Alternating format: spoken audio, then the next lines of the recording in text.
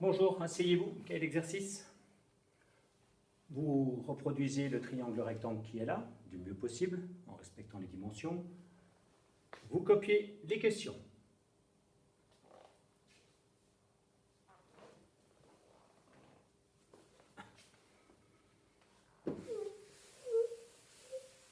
Alors, dans l'exercice qui est là, on va le faire un peu ensemble, parce que c'est inédit. Dans ce triangle rectangle, on connaît deux côtés, et on vous demande cette fois-ci de trouver la mesure de l'angle EGF. Contrairement aux exercices précédents, on connaissait la mesure de l'angle, on connaissait un côté, il fallait en calculer d'autres. Cette fois-ci, on connaît deux côtés, mais c'est l'angle qu'on ne connaît pas. Les formules trigonométriques vont nous être bien sûr encore utiles. K, SO, TOA. Cosinus égale adjacent sur hypoténuse, sinus égale opposé sur hypoténuse, tangente égale opposé sur adjacent. Alors, toujours pareil, le nom du triangle dans lequel on va travailler. Et qu'est-ce qu'il a de particulier? Il est rectangle en F. On est précis. Alors, vocabulaire. Position de ce côté, il est opposé à l'angle droit. C'est le plus connu. C'est l'hypoténuse.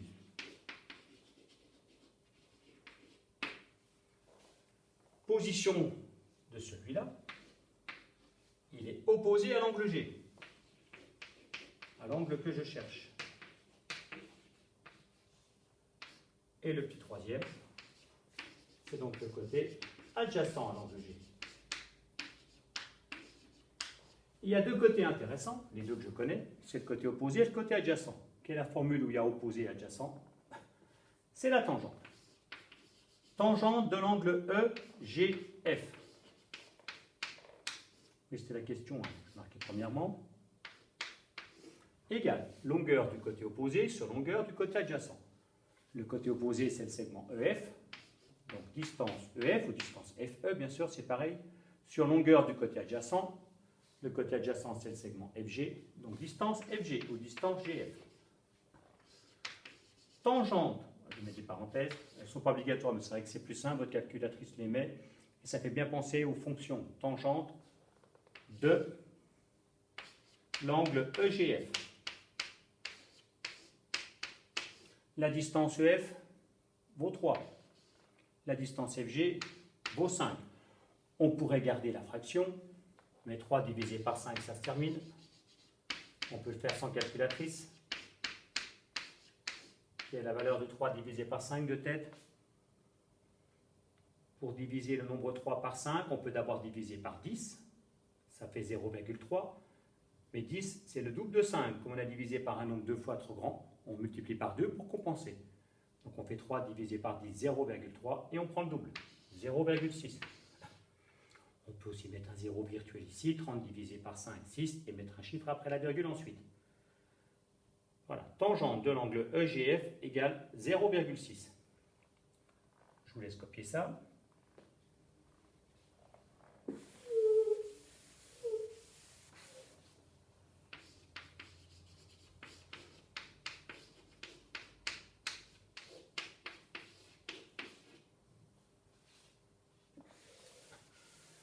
Cette fois-ci, je ne connais pas l'angle. Je connais le résultat de sa tangente.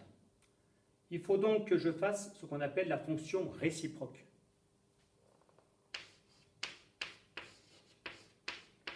La fonction réciproque, c'est-à-dire quand je connais l'image, c'est la fonction qui me permet de retrouver l'antécédent. Quand je connais la fin, ça me permet de retrouver le début. Voilà. J'ai le nombre d'arrivées, il faut retrouver le nombre de départ. Il faut faire la fonction tangente, mais dans l'autre sens. Elle se note tangente moins 1. Une fonction réciproque se note par l'exposant moins 1. Ça fait bien comprendre qu'on fait marche arrière. On fait la même fonction, mais dans l'autre sens. Et on veut chercher la tangente moins 1 de 0,6. Une petite remarque, votre calculatrice, elle, n'utilise pas la notation tangente moins 1. Je vous donne donc l'autre notation possible. Arc tangente.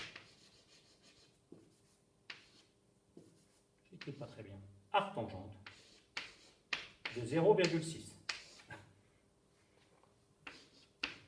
Donc, quand on vous demande la valeur exacte de l'angle, c'est tangente moins 1, entre parenthèses, de 0,6. Ou arc tangente, entre parenthèses, 0,6. Votre calculatrice va vous donner une valeur approchée. On peut tomber sur des valeurs exactes, mais c'est très rare.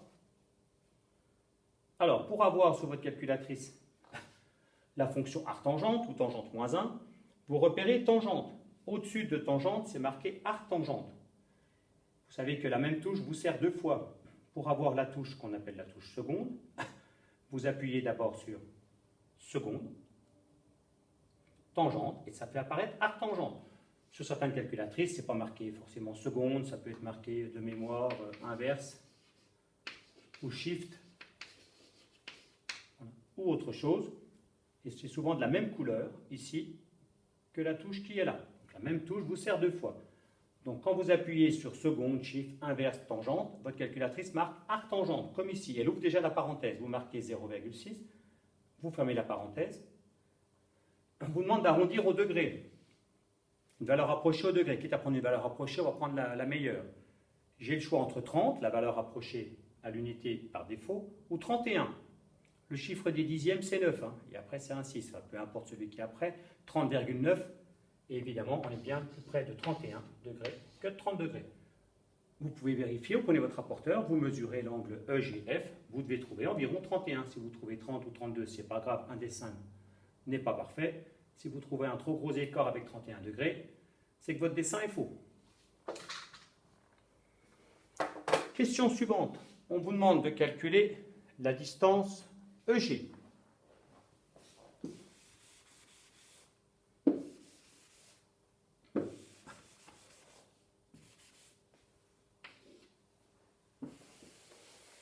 Alors, ce qu'il ne faut pas faire pour trouver la distance EG, c'est faire de la trigonométrie en utilisant la valeur de 31 degrés. On veut la valeur exacte de la distance EG. 31 degrés, c'est une valeur approchée, donc on ne l'utilise pas. Sinon, vous aurez forcément une valeur approchée de la distance EG. Donc, pas de trigonométrie avec 31 degrés. Si on veut faire de la trigonométrie avec une valeur exacte, c'est-à-dire celle-là ou celle-là, on va être amené à faire sinus de tangente moins 1 ou cosinus de arc tangente, c'est beaucoup trop compliqué. Alors qu'il y a beaucoup plus simple, ce n'est pas parce qu'on a fait le chapitre trigonométrie qu'il faut oublier ce qu'on a fait avant. Si je donne cet exercice à un élève de 4e, ou si je vous le donnais avant d'avoir fait le chapitre trigonométrie, calculer distance EG, vous pensez tout de suite à quelle propriété? Évidemment, Pythagore. Donc EFG, rectangle en F, on leur précise. Pourquoi on peut faire la propriété de Pythagore? Dans quel triangle EFG? Pourquoi on peut faire Pythagore? Parce qu'il est rectangle en F. Le nom de la propriété.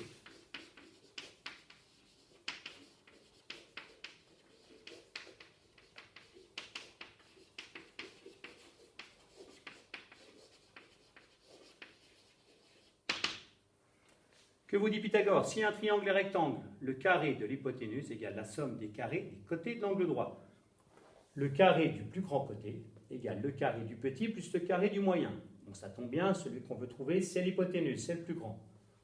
Donc le carré du plus grand côté, distance EG au carré, égale distance EF au carré, plus distance FG au carré. Distance EG au carré, égale 3 au carré, plus 5 au carré. Un petit rappel, 3 au carré, ça ne veut pas dire 3 multiplié par 2. Ça veut dire 3 multiplié par 3. De même, 5 au carré, c'est 5 multiplié par 5.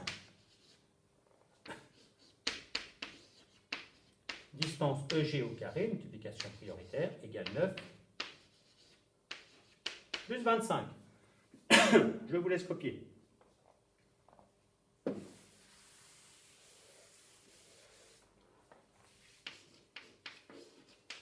Distance EG au carré égale 34.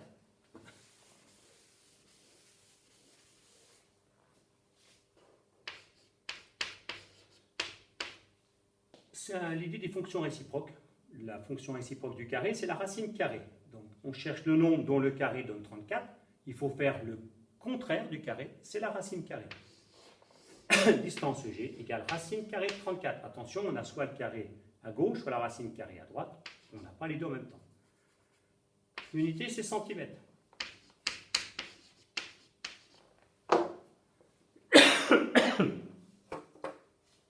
On vous demandait d'arrondir, je ne m'en souviens plus. Au millimètre, toujours pareil, arrondir, ça ne veut pas dire convertir. Quand on vous demande d'arrondir au millimètre, on garde l'unité des centimètres, c'est la précision. On va aller jusqu'au chiffre des millimètres. 1 millimètre, c'est un dixième de centimètre. Donc la précision demandée, c'est d'aller jusqu'au chiffre des dixièmes. Alors, pour trouver racine carrée, vous le savez, vous prenez la touche x au carré, c'est la touche seconde. Donc seconde x au carré, ça marque racine carrée de 34.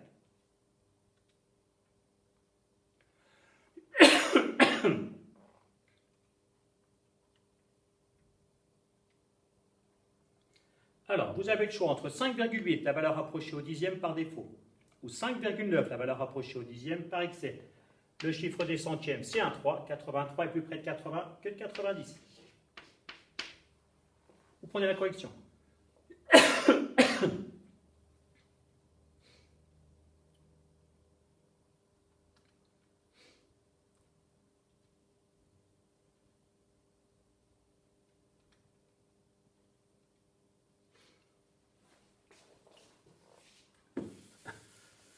Pour essayer de vous faire comprendre ces histoires-là de fonctions réciproques avec n'importe quelle fonction, en particulier cosinus, sinus, tangente, si je prends l'angle de 60 degrés,